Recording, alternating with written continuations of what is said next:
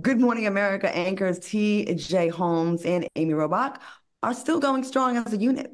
During a recent conversation on their joint podcast, TJ revealed that he realized he was in love with Amy in spring 2022, which was a time he was still married to his ex-wife, Marley Fiebig.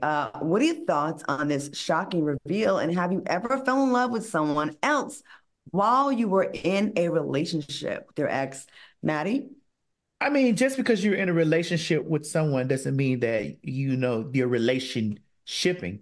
There could be so many factors that add up in that. Like you could be there for the kids, or you could be there because, y'all got health insurance or whatever it is. And of course, he could have fell in love with her. And of course, you could fall in love with somebody else, while you're in a relationship with somebody. It all depends on the situation or how strong that relationship is. Like I don't know. I don't know if to be mad at him. I don't know the depths of it, but what I do know is that they're going strong. They seem like they're happy, and kudos to them. They don't have All a right. choice but to go strong, Maddie. I don't know what. I can't shake it. I don't like it. And it's Black History Month, and I don't want to talk about it. I just don't like how he did that black sister. I don't like how he played her on television. I don't like how he played her in the media. And I don't like how he continues to put it in her face right now. They have no choice but to make this work. Their entire income is wrapped up in a podcast of them being together. So now they're going on this tour of convincing us that they fell in love and been in love for so long, at least in the last 2 years. For some reason, something in my gut tells me something ain't right, and I don't like it. Well, I mean, how many relationships out there are business relationships? Like there's so many stars and celebrities. Look, we looked at Will and Jada. That was a business relationship. That's been a business relationship for the longest. We found out that they've been separate, but we knew this. Like the Right. streets knew this. The streets knew they had been, doing their own thing on the side. But publicly, they were given this perception like, that they were husband and wife and they loved each other. And that doesn't mean that they don't love each other because they fall in love with other people. But they're not the only ones. Here's the problem I have with this. Now, as I will agree with you, Al, I do not like how the black woman, the wife, was a casualty in all of this. I also, at the same time, two things can be true at the same time.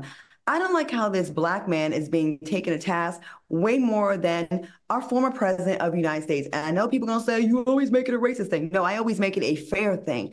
The way that people just continue to rally behind like a Donald Trump that cheated on his wife, his pregnant wife, with a porn star, and still has he still enjoys huge approval ratings, right, and huge support. This black man lost his job and lost everything over his relationship that had nothing. I mean, there are morality clauses. I get that, but I just feel like he's a little bit been demonized a little bit too much. I think it was. I don't like that. I don't like a lot of things in the story. I don't think he's totally innocent, and I do not like how we did the sister at all. Let me be very, very clear about this. But the way it's being dragged, I'm like, y'all don't keep the same energy for our lighter brethren out there, and that kind of frustrates me. Now, yeah, I do also agree with you, Al, that they do have no choice. If they can't stand each other, they have to continue to act like, no, it was all worth it because we are in love. They can't even break up. They are stuck in this situation until one of them gets employment because they put it on the line for this. And that's got to be an immense amount of pressure to have to deal with because they can't break up like the rest of us in peace. But Claudia, I would like to ask you a question. Have you not ever been in a relationship with somebody with contingencies? Or you've been in a relationship with someone and then like you met Contingencies. yes, like contingent on, well, we have homes together, we have this stuff together, and like you actually go out and you meet someone that is really meant for you or your partner. I've never stayed in a relationship that because we had something together, because I've never bought a house with anyone or I've never had business with someone that I've been with. So not really necessarily, but I can understand being in a relationship and maybe falling out of love with that person and then having your eye on someone else. Absolutely.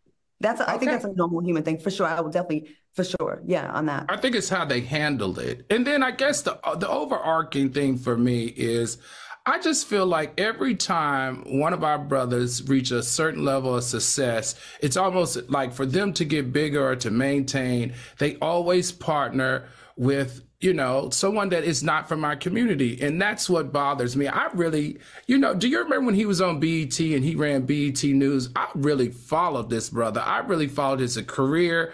I've always admired him. But this left turn right here just has me shook. And I don't know how to unshake it. I know it's not right, but I don't know how to unshake it.